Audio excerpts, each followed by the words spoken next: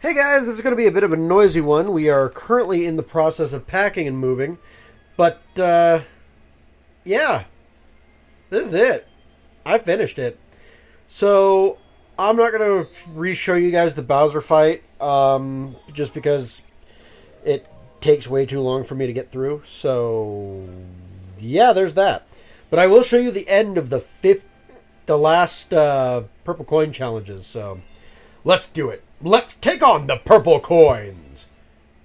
And of course, the first one of the day is going to be the biggest pain in the butt. This is often considered to be one of the hardest, if not the hardest mission in this entire game. Now, some people will argue this and say that the Dreadnought Galaxy has the hardest purple coins. I'm not going to lie to you guys. I did not do this in one try. So I kind of had to get used to it. But you might be surprised with how fast this actually takes me.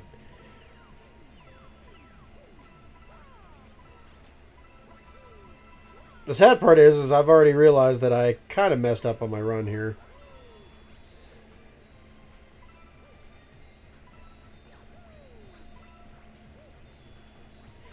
See, the problem is that no platform is safe. Once you start on pretty much any platform, you're going to have trouble. Of course, that was a dumb move by me, but I had already kind of messed up, so I wasn't really too worried about it. So let's try again. I'm not one to give up. As for moving, I'm hoping it will create a good set of circumstances where I can record a bit better. Right now, a lot of my game consoles are at the new house. That was a bit of a mix-up. That being said, I still have the PlayStation 5 and the Switch here, but we're working on it. We're working on things.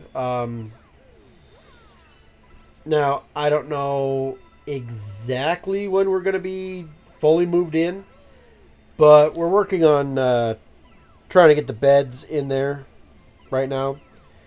So there's that. Now, the nice thing is that you don't need to actually hit every purple coin in this particular situation.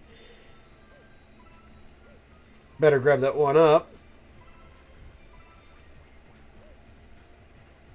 Focusing on individual coins isn't a terrible idea, but you definitely want a way back too. So when you're just getting the star, like, this isn't too bad. It is perfectly manageable. I think the Dreadnought Galaxy gave me a bit more trouble in this run, but this star is still ridiculously hard. I got all of those there. I never noticed that before. What is that down there? Looking at the background. I think I die one more time, though.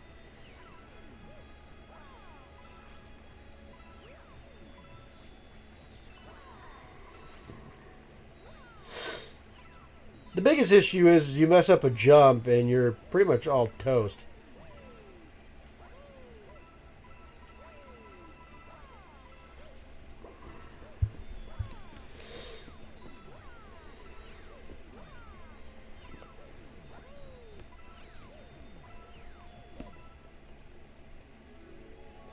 Yeah. Like that. But I got the star, so that wasn't a bad try by any means. I think the momentum kind of killed, but maybe Mario kept his momentum and I wasn't going to make the jump anyway. I'm not entirely sure about that, but I don't know advanced Mario platforming tech, guys. I'm sorry, I'm not an expert. I know it's sad to hear, but what? Okay, that was funny.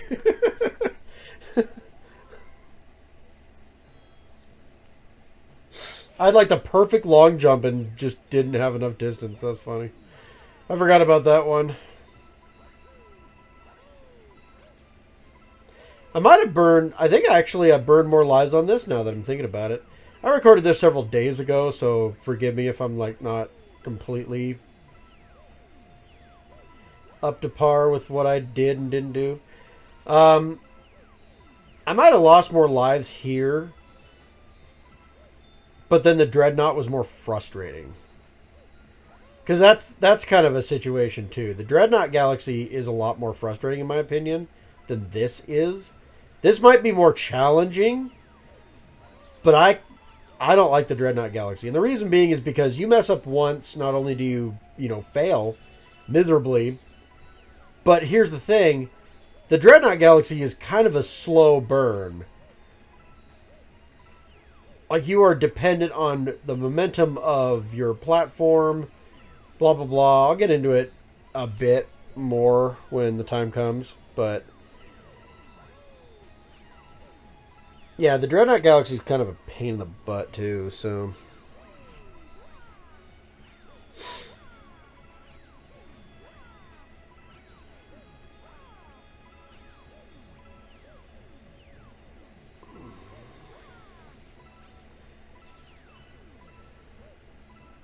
if you notice, I'm being real cautious on my jumps here, because I don't want to mess anything up, because if you mess up, you got a problem, obviously. Come over here and grab some extra coins.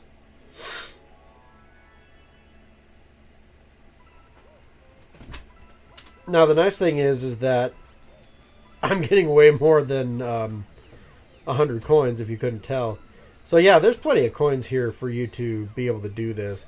And I left plenty of room to get back. So, once that happened, that was just all said and done. And that is another star. Oh, man. Glad to be done with that one, for sure.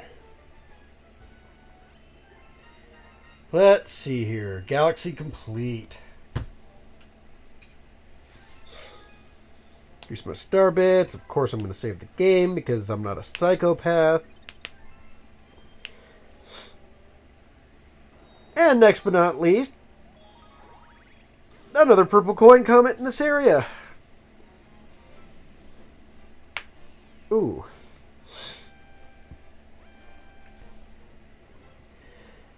So this galaxy, I'm not the biggest fan of at all. Yeah. This is just the second galaxy you encounter, but in reverse and more verticality, I guess you could say. This one, this one's kind of a pain because it's got a time limit.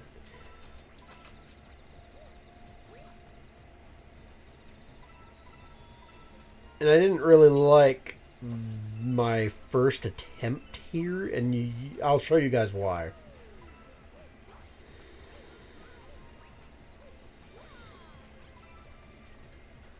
Because if I recall correctly, something kind of happened that messed me up real badly.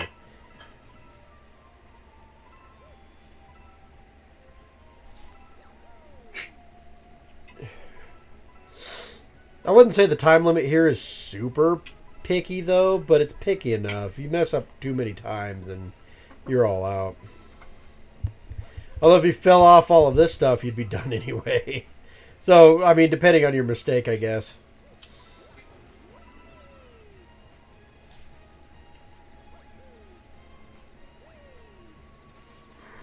The bees are actually there to kind of help you out, though.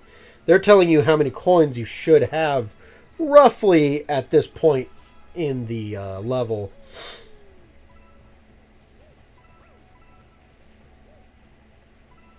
Which is a good, little indicator. Just in case you missed one.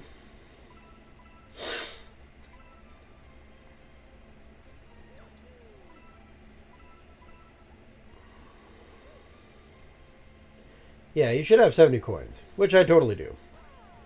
So we're doing pretty good here so far.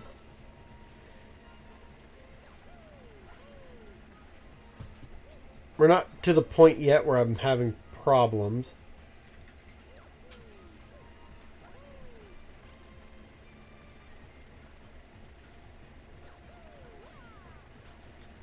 There we go.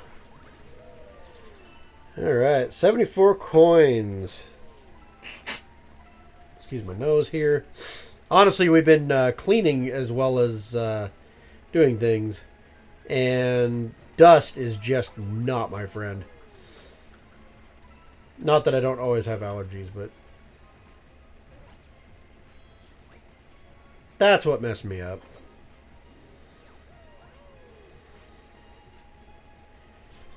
Now, that part I'll take credit for. That part was entirely my fault. No ifs, ands, or buts about it. What follows is not my fault.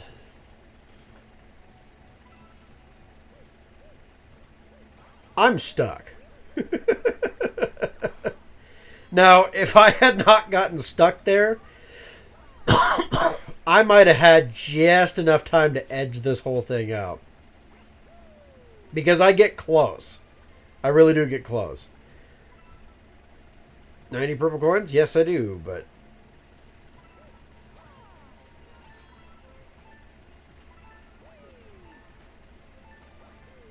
Hey, look at that. Look at that. Of course, I could have cut down some time there, but I was basically 2 coins and the star away. Man. Like I said, if I had not gotten stuck, I could have edged out that final run. But we're going to have to do another run, unfortunately, guys.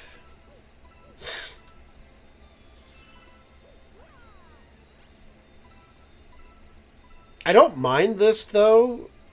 It's just a bit of a slow roll is my problem. Like, it's the somewhat unforgiving nature of it, you know? Like the purple coin challenges, some of them are so unforgiving that you mess up once and it's like, oh, that's too bad. And I get it, it's a skill-based thing, but man, oh man, some of this stuff is just monotonous too. Like, for example, the Dreadnought in Battle Rock Galaxy. You mess up once and you miss 1 coin and it's all over. There's no helping it. And I hate that. Because that is such a slow galaxy. Like, man. It just takes forever. And I got 50. Almost messed myself up there. Swing, swing, swing, and land. Didn't land on the coin, though. And again, I'm no expert at platformers by any means. I love them. They are my favorite type of genre. But, yeah, they're not... I'm not perfect by any means. The only game that I'm not really good at is racing games and platformers. I stink at racing games. I got some friends who keep wanting to do some racing games on my channel, and I'd love to talk about some of the racing genre and everything. But outside of Mario Kart, man, I am not good at racing games at all. I wouldn't even say I'm super good at Mario Kart by any means. Like I'm good enough to deal with the computer. I am not good enough to deal with online. Like, holy crud. Some of you guys are crazy on that. Fighting games, same thing. Smash Brothers? Yeah, I'm pretty decent at it. I'm not going to say, again, not an expert by any means, but see, that part kind of stunk too, because Mario just decided to try and, like, circle around instead of going where I'm trying to get him on the joystick. When he does that, the only real way to stop that is to stop him entirely. So you have to realize he's circling, then stop him, and then continue on. But I got plenty of time at this point. I didn't fall off like I did the last time. And I'll admit that was my fault. Getting stuck wasn't. I might have been able to edge it out if I hadn't gotten stuck like that, but it is what it is.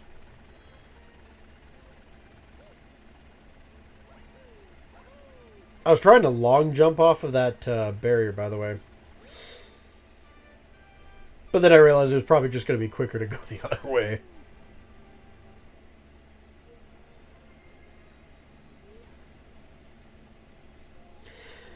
And that's that. Another galaxy down the chute. We only got 4 more left.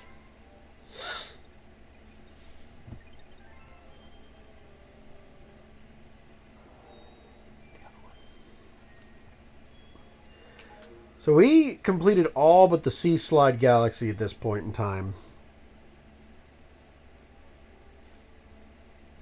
But, unfortunately, a purple comet didn't show up there.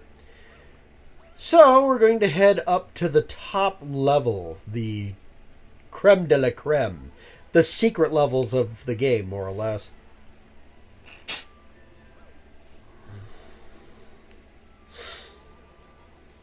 This is the gate. We don't need that. There's no purple coins here. There we go. The secret garden. And it looks like we are not doing the Dreadnought Galaxy quite yet. We're going to do a purple coin challenge here.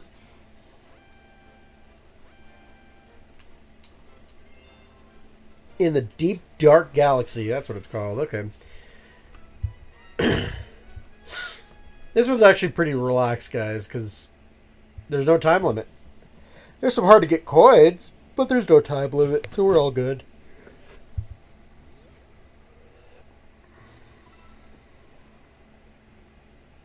I'd say the only real issue here is there's exactly 100 coins.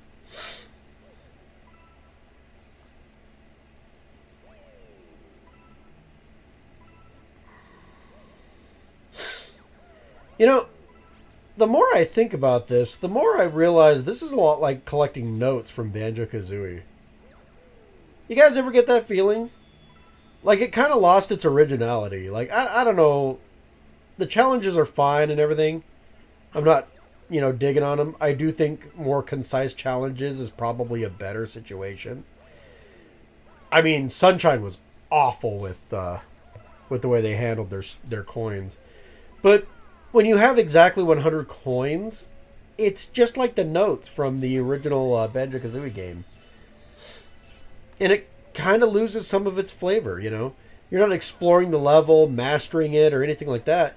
You're just doing a challenge where you explore a certain part of the level and hope for the best. I don't know. There's something lost on it. I don't mind the Mario 64 coin challenges. I think they could have been done better, but I'm not super miffed at them either, Like I can go do Super Mario coin challenges and it's fine. The only real issue is there's a couple of levels that are just painful to deal with. Hazy Maze Cave is kind of a pain. Rainbow Ride is an absolute disaster. I don't know why they thought that was a good idea. And I don't know. I hesitate to say Tick-Tock Clock because as challenging as that is, I do think it's a bit of a fair challenge at the same time. Like, if you know what you're doing, it's not terrible to deal with Tick-Tock Clock at all. Then you got some of the water levels are a pain in the butt, too. A lot of the water levels, you have to almost collect all the red coins and the blue coins. Because if you don't, you ain't getting enough coins to deal with that stuff.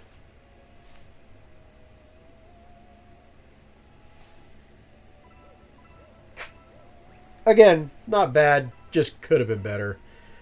One of my favorites, though, is the lava level. Lethal Lava Land. Oh my gosh, it's so fun to collect 100 coins there. Why? Well, simply because you can get a shell in later levels. And it is more or less a surfing contest all of a sudden. Yep, surfing on lava. It's actually a lot of fun. The only real issue is I do think you have to go into the volcano area to collect the last of the coins. But it's not terrible by any means.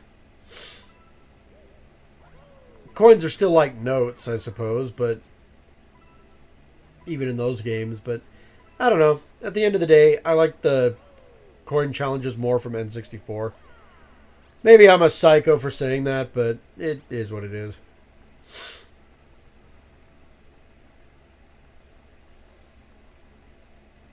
But I get why people would like this more, for sure. I suppose I should start with that. I do understand why people would enjoy this a lot more than the ones from Mario 64, anyway.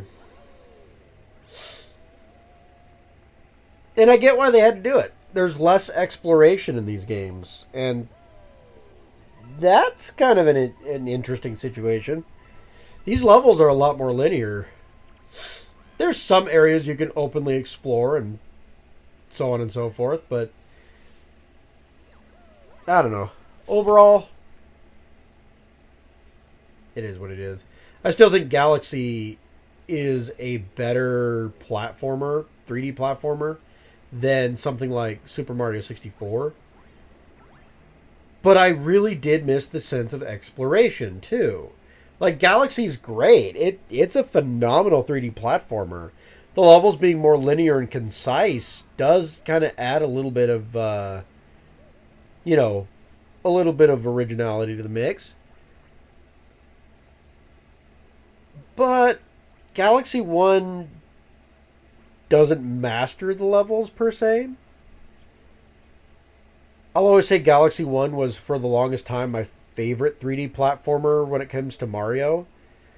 But, like, I think Galaxy 2 has better level designs. Personally. It's a bit less repetitive than what we got here, anyway. Like, a lot of these levels, if you're trying to 100% everything, really overstay their welcome. I mean, come on now. You basically got to do level 3 times. A lot of the time, the levels don't change a whole lot. There's just a challenge towards the end that kind of has you going a different route. Okay, that's cool. Then you got to do one level a second time to find the hidden star, which is the only time you get to explore. And even then, half the time it's just a hungry Luma that you couldn't possibly miss. So even then, you don't explore. You just find a different challenge by making sure you have enough star bits. That's it. There's a little tiny paywall. The manageable paywall, but it's a paywall in-game currency. And, yeah, you get a challenge for an extra star. And then there's the purple coin challenges. Unfortunately, guys, this game can get kind of repetitive when it comes to the level design. That's not why I like the game. I like the game because the writing is phenomenal here. This is some of the best writing Mario has had. Bowser's more of a menace. Like, yeah, you have to save the princess, but besides that, he still needs to be stopped. Even if you save the princess halfway through the game, it's not like Bowser is less of a problem. So saving Peach is kind of like a sideline. You're saving the entire universe from Bowser's bullcrap. So, yeah, in that regard, I hate to say it, Mario Galaxy is a better written game. Mario Galaxy 2 just kind of redoes that storyline for whatever reason.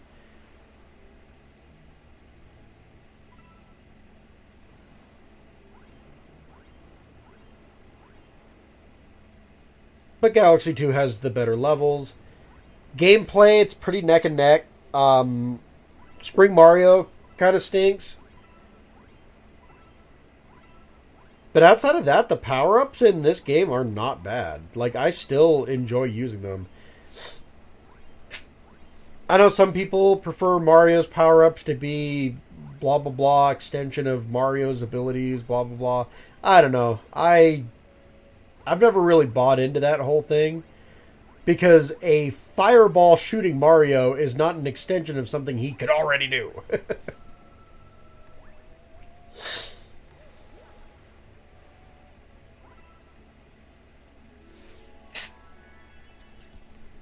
B Mario works really well. It's multifaceted. Boo Mario is fun. It's a fun idea at the very least.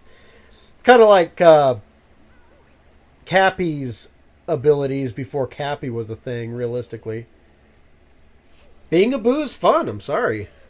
Being a big bees, they made it work. Ice Mario's kind of fun. I know he just makes platforms, but technically speaking, that is an extension of Mario's abilities. He's a platforming guy. Being able to make platforms underneath him is cool. But Cloud Mario in the next game is also kind of cool too. So, because he kind of does the same thing. Just one makes platforms on water and one makes platforms wherever the hell you are. Anyway, we finished that galaxy. I've been kind of ranting about things, I guess.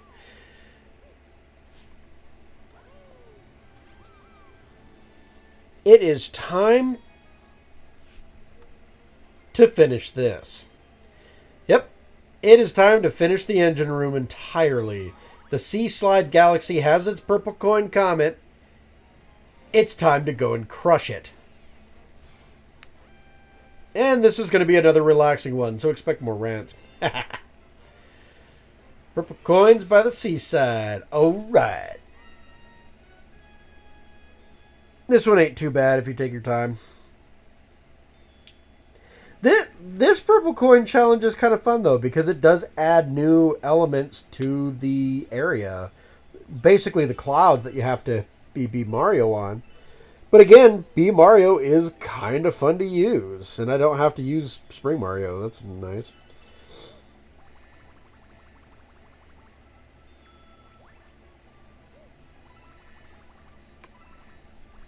This is like the ultimate Be Mario challenge. Like, how good are you at Be Mario?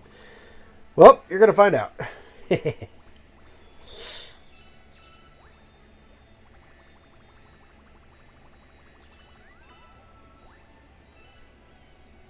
Alright, I already got 4 coins.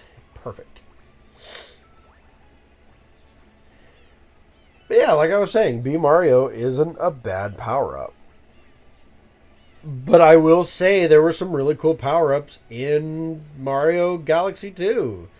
I mentioned the Cloud one, but also there's the Rock Mario. Rock Mario's awesome.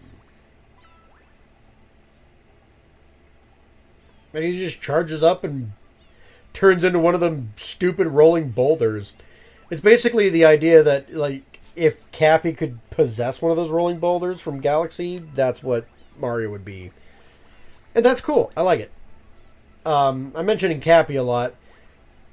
As much as I liked this game, I don't know why I'm collecting star bits so much either. It's just... this point in time is just something to make a number go up, but I'm having fun, hell. Yeah, at this point in time, for the longest time, I'd say Galaxy was my favorite 3D platformer, with Galaxy 2 being a very close second. The story's not as good. I don't think the Mario head is as charming as a hub, but it lets you get on with the levels too, so that's kind of nice. I don't think the music is as memorable like the original pieces. A lot of the pieces are just Mario Galaxy all over again. Same with the story. But the gameplay with the power-ups might be a tad bit better. Not enough, but maybe a bit. And then the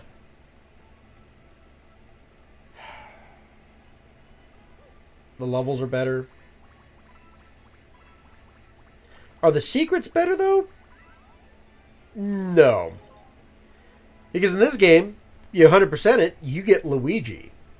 And I will do a 100% run with Luigi. I'm going to take a break after this. I'm going to do the review soon. But I'm going to take a break after this whole thing. And I'm going to be doing an entire Let's Play of Luigi's run through all of this. Jeez, help me. And then we could say I 100% in Mario Galaxy. Because I've never 100%ed Luigi's run. In fact, I've never really played a whole lot as Luigi. It's a cool little Easter egg. but I never really utilized it. And I feel like I didn't really fully experience the game. Whereas Mario Galaxy 2, I have fully experienced the game because I have 100%ed Mario Galaxy 2. Luigi's just kind of shows up every so often and you can play as him whenever. 100%ing Super Mario Galaxy 2 is a bit more of a pain in the ass. And that's why I don't like it as much. That reason alone causes me some grief. For some reason, all the major galaxies in Super Mario Galaxy 2 has green stars. Now, green stars, I know, shock and disbelief. More power stars? Oh my gosh. That sounds great. No, they're not great. If you don't have a guide for the green stars, they are a big pain in the butt to actually find. They are just kind of hidden around missions that involve the normal stars. And the game doesn't necessarily tell you where they're at. There's a little bit of a sound, so you get some audio clues. You can look around and find them. You know, they're visually there. They're just kind of there. The game that is somewhat linear, because again, like I said, Mario Galaxy and Galaxy 2 have more linear levels. And I think the levels do a better job in Galaxy 2. But the green stars are the worst. Ugh. Basically takes a game where you're not really built to explore and forces you to explore. As trivial as that sounds. So, yeah, because of that, I'm not the biggest fan of Galaxy 2. I still like it. Still good. But it could have been way better.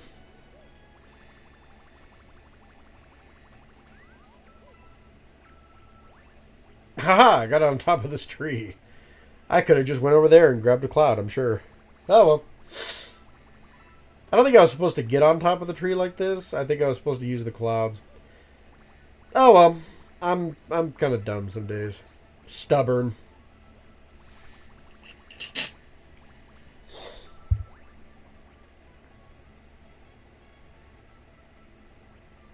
It doesn't really matter in the end, though, which was better, Mario Galaxy 1 or 2. They both have their points. They both are uniquely good in a lot of aspects. But at the end of the day, better writing, a bit more charming, less reused stuff. Not that Galaxy 2 isn't charming in its own right. It does have plenty of unique concepts. Gameplay is pretty close. Galaxy 2 kind of edges it out just a bit, but not by much. The levels, Galaxy 2 edges it out there a bit more. And then you have the secrets and side quests, which Galaxy 1 does way better. I would rather deal with the purple coins challenges at this point than the green stars.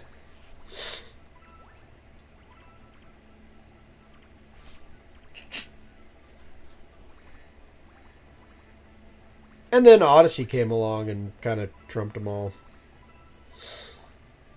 Heck, Bowser's Fury kind of came along and trumped them all too. Like, Bowser's Fury is really good. As short as it is really, really good. I just wish you didn't have to pay for Super Mario 3D World. I almost said All-Stars, and I'm like, huh? Isn't that what I'm playing? Yeah, I just kind of wish you didn't have to pay for... That's nice to know.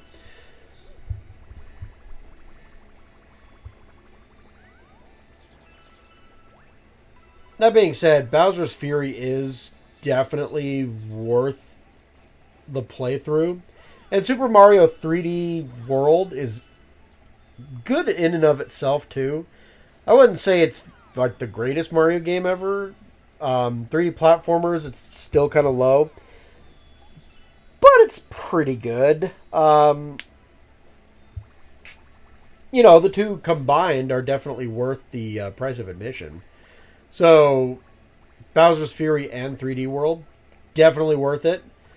But if you already had 3D World for your Wii U and you didn't want to make the, turn over the Switch because, video games are kind of expensive, then, yeah, the asking price was not worth it alone for Bowser's Fury. Bowser's Fury is good, but I don't know if it's that good. You don't get enough content, in my opinion, for it to be that good. But here's what it is. Mario Odyssey still wins. Oh, excuse me. I've been moving stuff all day. Yeah, Mario Odyssey is great. It is easily the best 3D Mario game of all time at this point.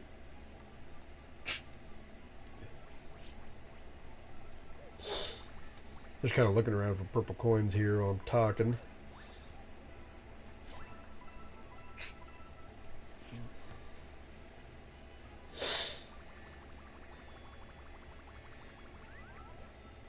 Oh man, that could have been bad.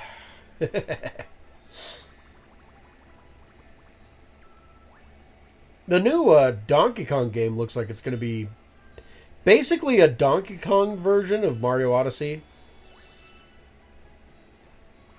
which is really cool. It almost feels like they had like a DLC idea for Donkey Kong to be in Mario Odyssey. And then they gave so many good ideas that they just turned it into another game. They were kind of going to do the same thing with Super Mario Galaxy too. The second one. Is that originally they were kind of doing some original ideas and they were like, oh, this could be DLC. And then they ended up with so many good ideas that they were like, well, I guess it's a sequel now. Which is probably why the story is just kind of an abridged version of the original Mario Galaxy, but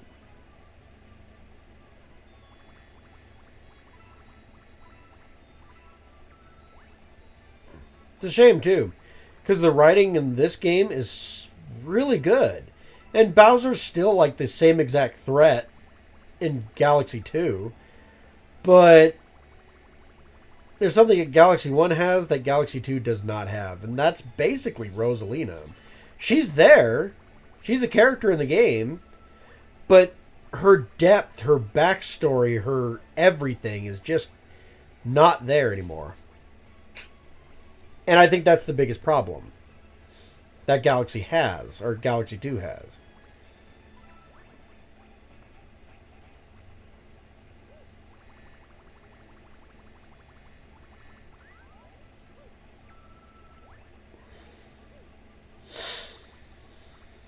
And it's not even just Rosalina's book. Because I can hear the people typing the comments. That's why I went quiet, because I could hear you all.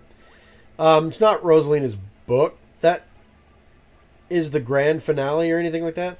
Don't get me wrong. Rosalina's story, her origin story that you can unlock more or less in this game, is fantastic. It's amazing. But even without that, Rosalina's influence on the galaxy in and of itself is quite remarkable. Like when she, brings the Comet Observatory out to take on Bowser in this climactic finale. When she, basically you get eaten by a black hole and, Rosalina's there to kind of ease you into basically getting into a new galaxy and saying that, hey, I'm here to protect you. Don't worry about it. Things like that really make Rosalina a mysterious but fantastic character. And at the end of the day, Galaxy 2 doesn't really match that. Lubba's okay, but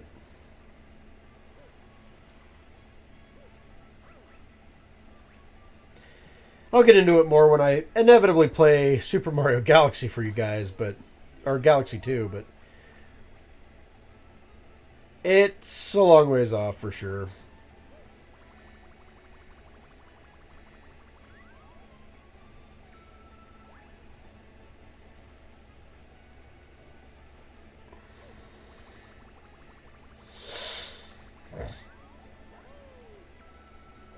Somehow I don't remember what I did to get back up there. I don't know why I'm drying this tree again. I should know better. Oh, man.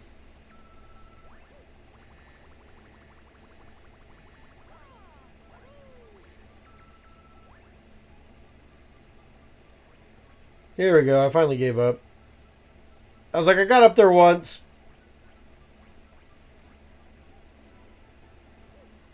Man, I hope nobody has seasickness. Or motion sickness. I apologize for that. Basically trying to get the best camera angle I can for some of these jumps. But, man, sometimes the camera just jerks around. I forget because I don't get motion sick very easily. But other people do, and I probably should remember that when I'm recording footage. But when I'm playing the game, I don't think of that because I'm just playing the game.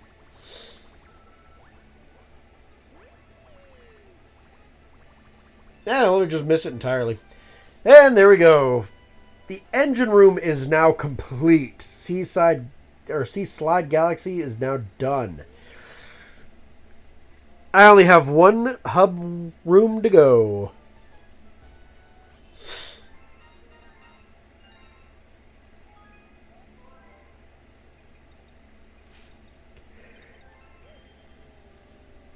Do a little victory run here real quick. Bam, bam, bam, bam, bam. 100% completed. Alright. There's only a few stars / purple coin challenges left, so...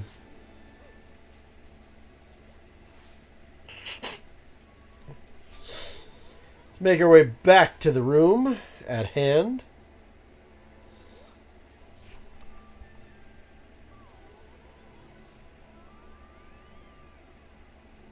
The secret garden. I like how you can see the little portholes to the green star galaxies in the distance in the background. That's pretty cool. Oh.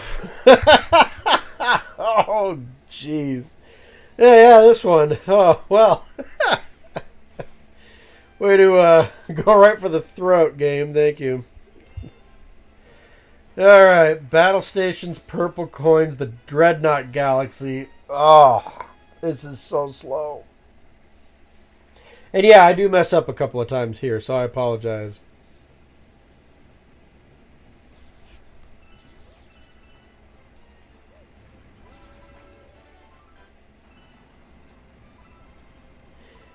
So, it's funny how Microsoft has somehow become like the hero of gaming right now. And all I have to say about the gaming community is, man, you guys change sides so quickly, it's ridiculous. Microsoft used to be the laughingstock of the gaming community. And now all of a sudden they're like heroes. They're like, Microsoft is so cool. It's always been so cool. Xbox is the great, oh my gosh, Microsoft is just killing it with the blah, blah, blah. Yeah, okay, they did an Oblivion remaster. That's really cool. They allowed it to be on PlayStation. That's awesome. Like, I'm not even going to deny that that's really cool. But y'all should remember that y'all were making fun of Microsoft not too long ago. That that was my bad. That Swamp's like, nailed it. Jeez. And I knew when I tried that run, too, I was like, well, this is going to be a problem. Yep, there it goes. But anyway, yeah, Microsoft, not too long ago, was literally the laughing stock. And everyone's like, they're going to bow out of the console game. They're gonna be dead. Nintendo and Sony are just killing it. Microsoft's all done. And now everyone's like, Microsoft is so cool compared to Nintendo. Greedo, whatever you want to call it, oh. And I'm like, first off, calm the heck down, guys. Yes, it kind of does stink that the games are more expensive. I'm not even going to say that that's a good thing, a bad thing, whatever. Maybe there's reasons for it that we're not aware of. Not one of you guys is running a business. You guys aren't CEOs. Y'all aren't running businesses. You don't know how much money it takes to get into any of this stuff. And I have a bone to pick with that. The gaming community, as a collective, has stated, hey, you need to give your workers fair wages and you need to pay them really well and you need to make sure that they get vacation. That shot stuck. I hate that. Ugh, sorry. I just died and that was so annoying because basically it shot me right off the platform and caused me to fail. All because I miscalculated the distance. You know, at a diagonal angle. Like, come on now. Anyway, yeah, y'all say that you need fair wages, you need all of this, you need to make sure that there's no crunch, you need to give your developers plenty of time. Well, guys, that costs money. You all realize that, right? Like, that doesn't just happen out of nowhere. That costs money. But as soon as Nintendo ups their prices, because they're probably doing all of this, let's be real here, they're probably paying their employees really good. They're probably doing a lot of that. They're not doing crunch, like a lot of the other big-name video game developers are. But when companies do that, it costs money. So yes, if you want that to happen, the price of video games have to go up. I swear I was... even watching that back, I swear I was far enough away to dodge that. But no, seriously. I don't understand why it's okay for you guys to demand that the workers get all of this fair pay and all of the time and energy to do this and do that and blah, blah, blah. But then you're not willing to actually pay out for that. You want that to happen at Nintendo? Guess what? Prices go up. It's that simple. Now, I don't know if $80 is a fair price to do that. I don't know. I don't run a company. But at the same time, that's just kind of what happens. The more a company gives fair rights to workers, the more a company does that, which I agree, it should be happening. But the more it happens, the more likely prices are going to go up. Living wages go up all the time. It just is what it is. So if you want video game companies to actually do that for their employees, you're going to have to shell out money too. It's not a one-way street. You can't just sit here and demand video game companies give all the money to their things and then get really crabby when all of a sudden you have to pay more money too. That's a bit ridiculous, honestly. It's kind of two-faced. And I don't appreciate that from the gaming community at large. It's a bit ridiculous. So make up your minds. Do you want games at a reasonable budget? That one was my fault. You want games at a reasonable price? You want games at a reasonable budget? Or do you want to pay a little bit extra for video games in an effort for the workers who actually make the video games to get a fair wage? What do you want? Don't be hypocrites about it. Don't be two-faced about it. Pick one. All right, I've said my piece. I'm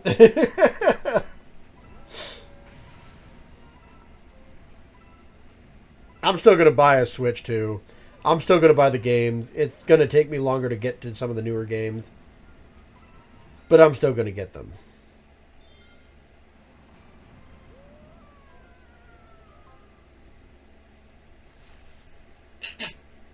It's just that simple. Inevitably, I will have to try out the Donkey Kong game. I'm going to have to try out Mario Kart. I do love open worlds. But it will get pretty dull if there's nothing to do in between races. So we'll see how it goes. But I'll at least give it a try. Heck.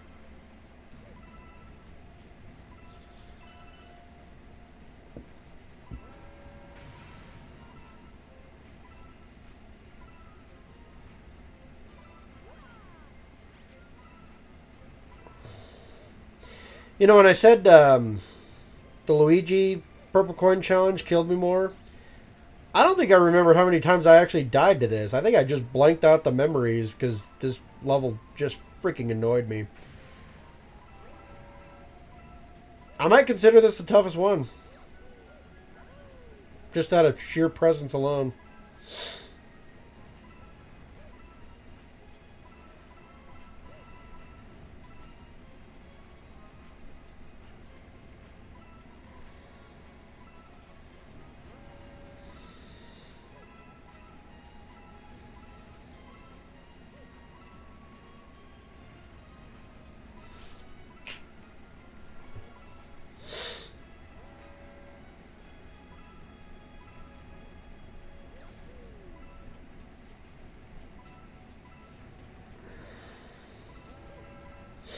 Oh, and yes, eventually I will get the Oblivion remaster. I might as well say that piece. I was kind of watching myself here, guys. I lost in a trance. I'm sorry.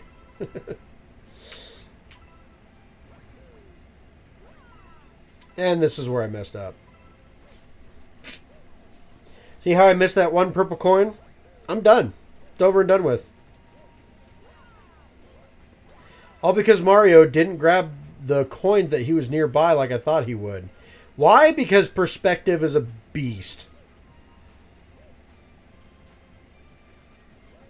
Because it looked like, in my opinion, it looked like, hey, I should have been able to grab that coin. But I didn't.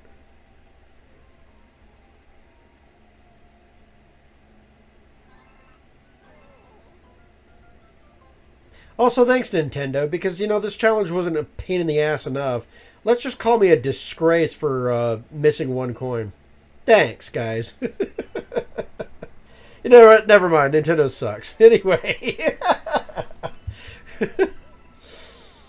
No, I'm really eager to try out that new Donkey Kong game, because that looks really good. We haven't had a 3D Donkey Kong game, especially a platformer, since 64, and 64 was good. With an asterisk. It was good. It wasn't bad, but 100%ing the game, it was worse than Galaxy 2. Inevitably going to have to play the game and talk about it. Actually, I do want to play the Rare games, so... Mario... Or, not Mario. Banjo-Kazooie... Donkey Kong 64, Banjo-Tooie, and Conker's Bad Fur Day. I kind of want to play all of them and review them all. I think it's high time I do so. And that's when I learned you can jump on those damn things. I didn't know you could do that. I thought that you just hit them and you're all done, but you can jump on them. Didn't know. See, sometimes you can just stand there, and sometimes you gotta actually dodge. And it's kind of random on what it does.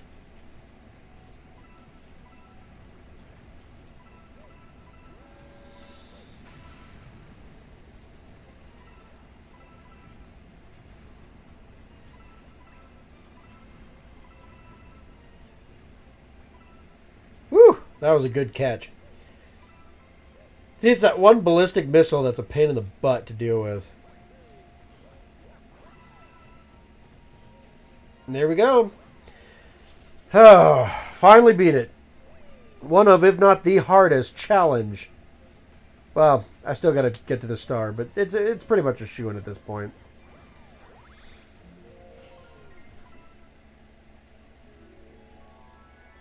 Yep. One of the two hardest stars in Super Mario Galaxy history. It took me a bit. I had to be stubborn with it, but I got it.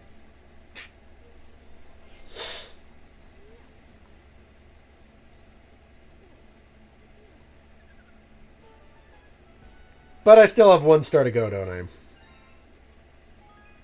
It's good to see the Galaxy, their Dreadnought Galaxy complete, though.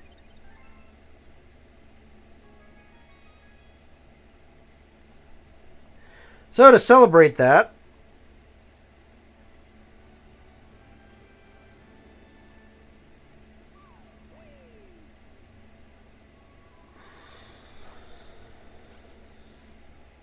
we're going to go read Rosalina's story.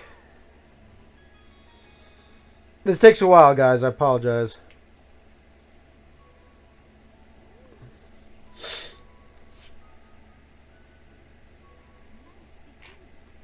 Let us begin. I'm trying to do my best Rosalina impression. Chapter 1, The Celestial Duo. Our story begins a very, very long time ago with a young girl. One day, this girl spotted a rusted... Oh, man, I'm going to burn through these real quick. What's your name? Are you lost? The girl asked the Star Child. I'm Luma, and I'm waiting for Mama. She's coming to me on a comet, said the Star Child, who had been waiting day and night.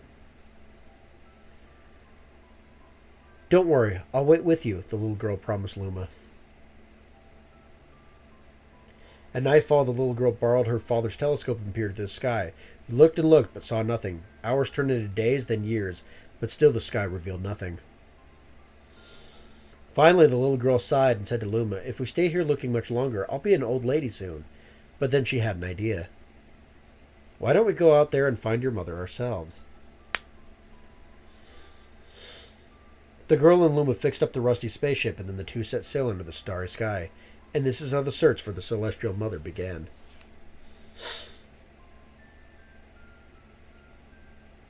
Man, I read through that quickly enough, apparently. Chapter 2, Starbits.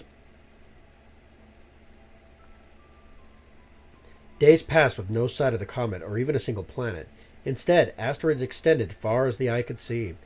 "If I had known it was going to take this long, I would have packed more jam," said the little girl above the rumble of her belly. Before they left, she had packed all the essentials: telescope, butterfly net, stuffed bunny, bread, milk, jam, and apricot-flavored tea. But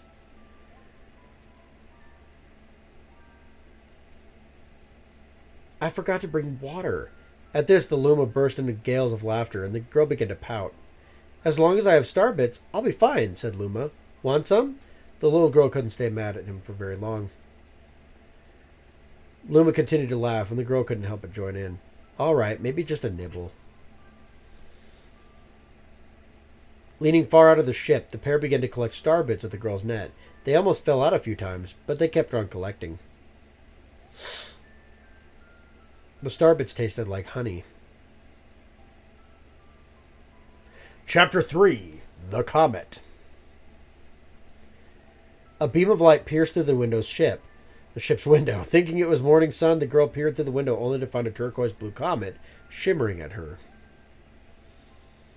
The little girl shook the sleeping Luma awake and shouted excitedly, "We have to get to that comet!" The pair descended on the comet and found out it was made of ice. They looked high and low, but Luma's mother was nowhere to be found. Exhausted, the little girl sat down with a flop, utterly unable to take another step. "Look!" Peering down at the icy ground where the Luma was pointing, the girl suddenly noticed a cluster of starbits encased in the ice. "Pretty good, huh? Finding starbits is my specialty," said Luma, beaming. "There's ice here, but it's so warm. I bet there's water here, too." The two decided to stay on the comet for a while. Riding the turquoise comet, the pair continued their search for Luma's mother. Chapter 4, The Dream. One night, the girl dreamed about her own mother. "Where are you going?" she asked, her mother retreating back. Without turning, her mother replied simply, "Don't fret, dearest. I'm not going anywhere. I'm always watching over you like the sun in the day and the moon in the night." A wave of sadness washed over the girl. "What about when it rains and I can't see the sun or the moon?" Her mother thought for a moment before responding. "I will turn into a star in the clouds and wait for your tears to dry." When she awoke, the girl's face was damp with tears. "You have starbits in your eyes," said the Luma to the girl. Wiping her face, the girl replied, "These are tears, not starbits. I'm crying because I'll never see my mother ever again." At this, Luma began to cry too. "Mama, oh mama, wah." Wah! Oh, sorry. The pair traveled through the starry skies. Though they encountered many other comets, not one of them held Luma's mother. Luma was despondent. Now, Luma. The rain clouds won't go away if you keep crying," the girl said, giving Luma a squeeze. "I'll give you a present if you stop." The girl closed her eyes and said gently, "I'll take care of you." With these words, she felt a small spark in her heart.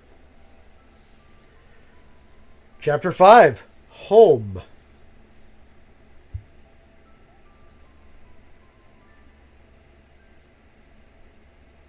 "The kitchen will go here, and the library will go over there," the girl said busily to herself. "We'll put the gate here."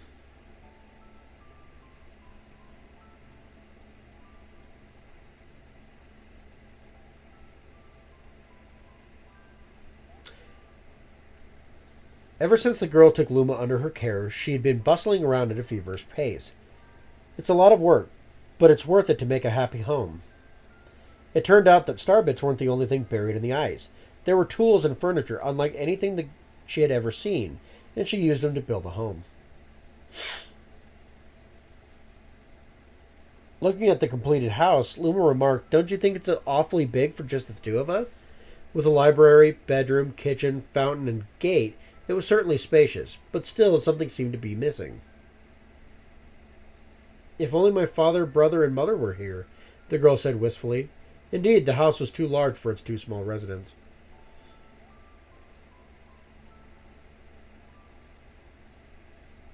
That night, clutching her favorite stuffed bunny close to her heart, the girl fell asleep into the starship. Instead of in her own bedroom. Chapter 6. Friends. Then one day, while the girl sat sipping tea, a tiny apricot-colored planet appeared on the horizon. From the planet, another Luma of the same color emerged. "Do you two know each other?" the girl asked the two Lumas gleefully. Despite the girl's excitement, they seemed uneasy. Two Lumas neither drew closer nor backed away from each other. Instead, they just stared. Then one Luma broke the silence. "My mama." At once, the apricot Luma parroted back, "My mama, my mama, my mama, my mama." The two Lumas began to dance around the girl frantically, and neither showed any signs of stopping.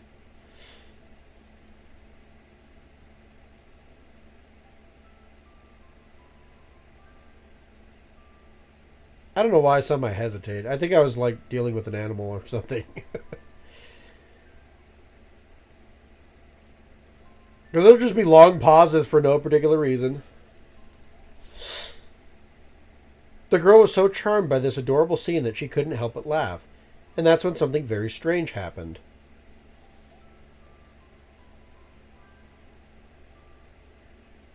Suddenly, more Lumas began to pop out from the apricot planet.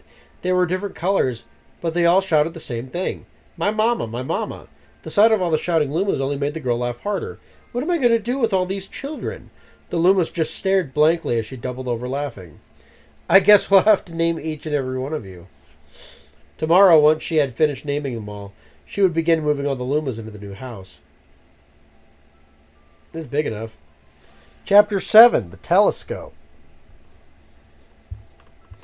After seeing their 100th comet, a sudden thought popped into the girl's head. "I wonder if my home planet is still as blue as it was." That's when she remembered her father's telescope. Peeking through the telescope, a tiny blue dot floated into sight. It was smaller than a star bit. How strange. It's so far away, but it feels so close. She twisted the knob of the telescope and the blue dot grew until she could make out a grassy hill dotted with flowers. It seemed very familiar to her. Zooming in even closer, a terrace on the hill came into view. "I used to go stargazing there when I lived on my home planet."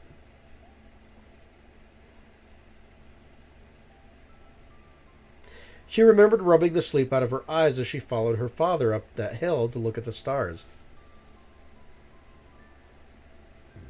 She remembered how she and her brother would sled down that hill.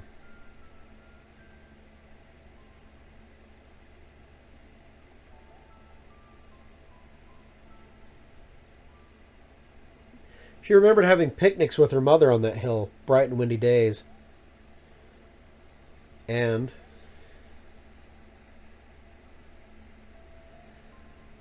"I want to go home. I want to go home right now." The girl burst into tears and the Lumas didn't know what to do.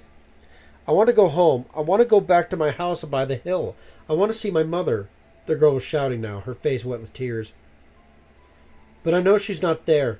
I knew all along that she wasn't out there in the sky because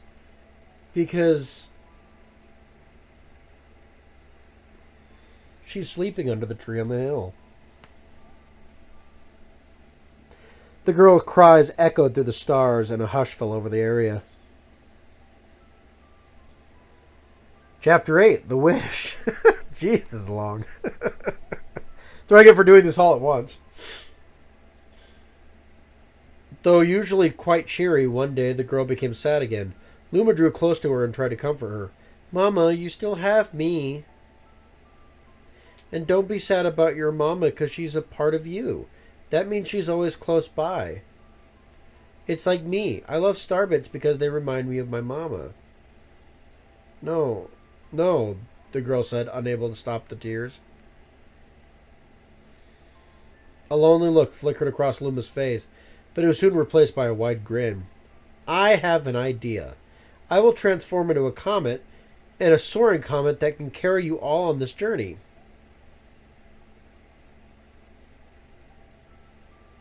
With that, Luma, trailing bands of white, soared high into the sky, and just as quickly started to plummet back down. Kaboom! Kabloom! The ground shook, and a bright light poured out of the crater that Luma had created. The bands of light twisted together to form a comet tail. And then Luma emerged, reborn as a comet. The girl could scarcely believe her eyes. But how? She kept asking. Our destiny as Lumas is to transform into different things, said a red Luma, who had suddenly appeared. Stars, comets, planets, we can become all of these things. When I grow up, I want to become a star that makes someone special smile, said a green Luma. A blue Luma chimed in. That Luma turned into a real cutie of a comet, didn't he?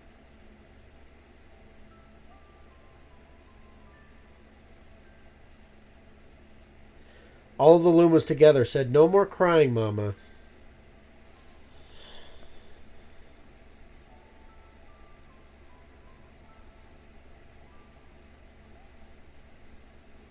Thank you, said the girl in the whisper, and she pulled the Lumas close and hugged them.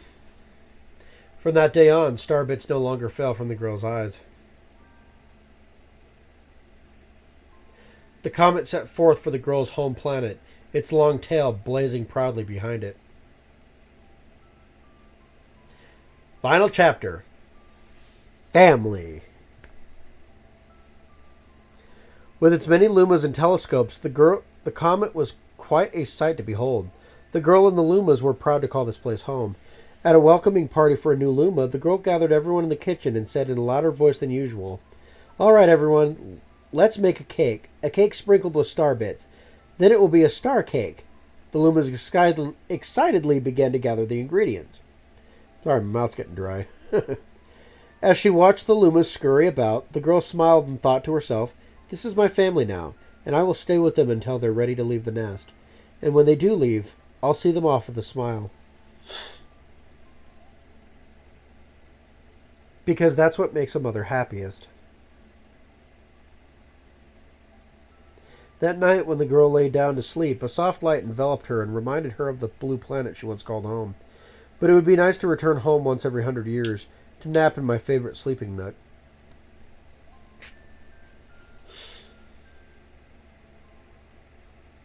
The comet carried the Lumas, and the girl continues on this journey to this very day. With more family members in tow than can be counted, it's said that the comet visits the girl's home planet once every 100 years, its proud white tail glittering in the sky. The end. So I have a theory about this. That's all. My story is finished. Indeed it is, but I have a theory about this. I think Rosalina is indeed related to Princess Peach, because there's the theory that, Luigi is Rosalina's father, blah, blah, blah, this and that. I don't know about any of that. But what I can confirm is this. Rosalina seems to have lived in the Mushroom Kingdom. She seems to have lived with Princess Peach's family. So, it's highly possible she is indeed related to Princess Peach, which is why she looks like her so much.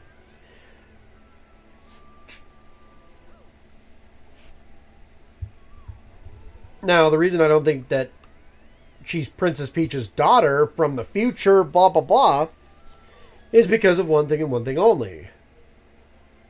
Her mother wears blue. Rosalina started wearing blue, too. Alright, it is time for the last purple coin challenge. Like I said, I'll be cutting the video off from there. Technically, I'm supposed to beat Bowser again to unlock Luigi, and I did do that, but I'm not going to have you guys watch through that crap again. You already watched me beat Bowser, so no point in doing it again. But I will let you guys watch the last Purple Coin Challenge. And Rosalina's storybook is just kind of a bonus. So let's take on the hot purple coins. Melting Molten Galaxy. I just bashed my elbow. I'm apparently excited.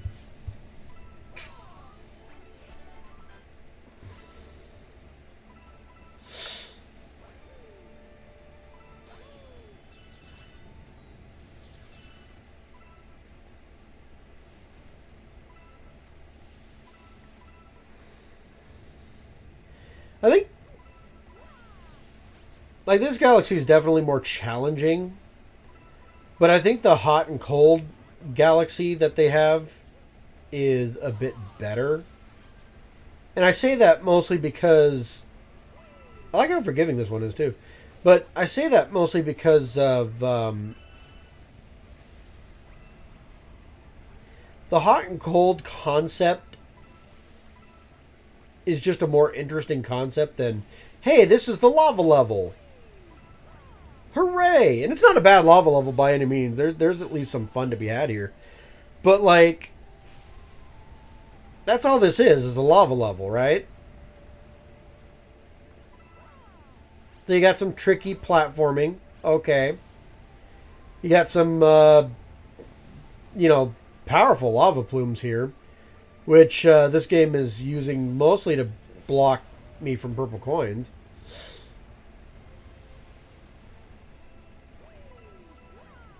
And that's all this galaxy really holds. Whereas the Fire and Ice Galaxy has a bit more of an interesting concept. Yeah, it's not as challenging, but it's kind of neat. Right? Yeah. I just kind of wish they did more with it.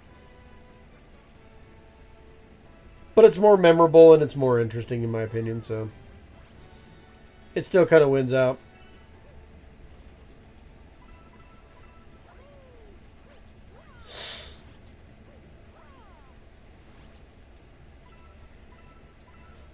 A lot of the purple coins in this particular one were hidden within, like, the cages, so you basically have to sink this as close to the lava as humanly possible. Although in this instance, you gotta actually get the platform up.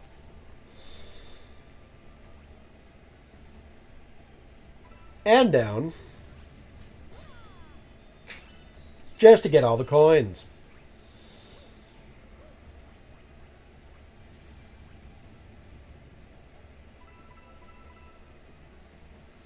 You gotta really work on timing here, too. But there's no time limit for this last one. So at the end of the day, as long as you're patient, it shouldn't be a problem.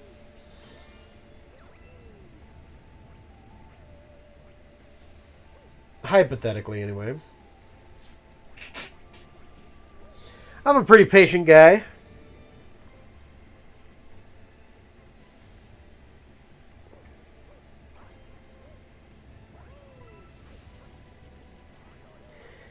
That might not have been the best move.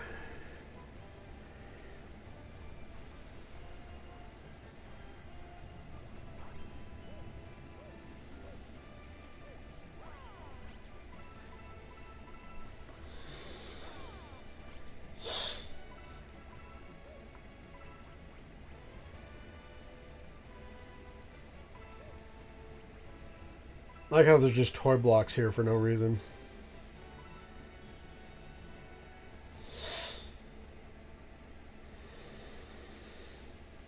The worst part is you're supposed to drop off this, and the camera does not let you turn around at all. So you don't know exactly how far the platform is, or how close it is, or anything like that. Unless you kind of cheap out like that. But still, come on. Like, the camera works everywhere else. It's perfectly fine everywhere else. It goes all the way around. It doesn't go all the way around here? Why? You have to drop down here. That shouldn't be a blind leap of faith.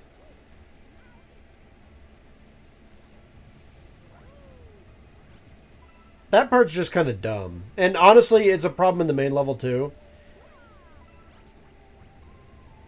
But yeah, it's just dumb. I don't know.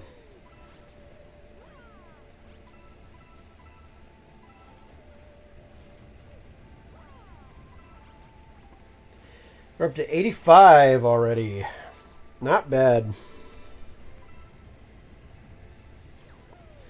Of course, we already saw that some of the coins are hidden within the, or at least relatively close nearby the volcano. So we're going to have to climb back up to that platform up there and hit that sling star.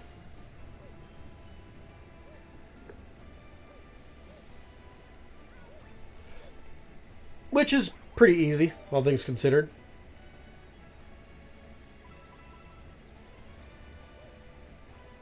Well, we grabbed the coins on the side of the volcano, and we're still 5 short. So, the only thing left to do is to figure out if there's any in the volcano.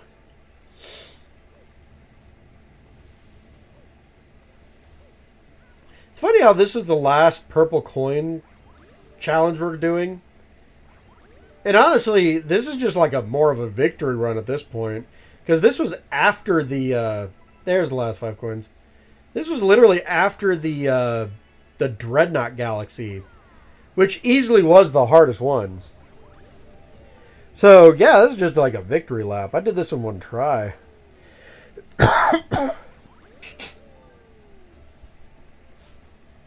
What you're probably supposed to do is grab these coins last, the ones on the side of the volcano.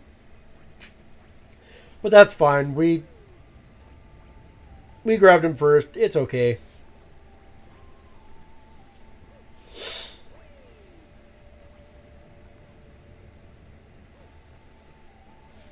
The biggest problem is that my brain didn't actually register where the star went. So I thought it was up here for a second. Oh no, it was up here. Never mind. I must have thought it was back over there and then looked and said, nope, not over there. But that's it. That's all she wrote. So thank you everybody so much for watching. We have now 100% completed Mario Galaxy as Mario. We're going to be doing the same thing as Luigi. Not bad. Not bad. So until next time, everybody take care. Bye-bye.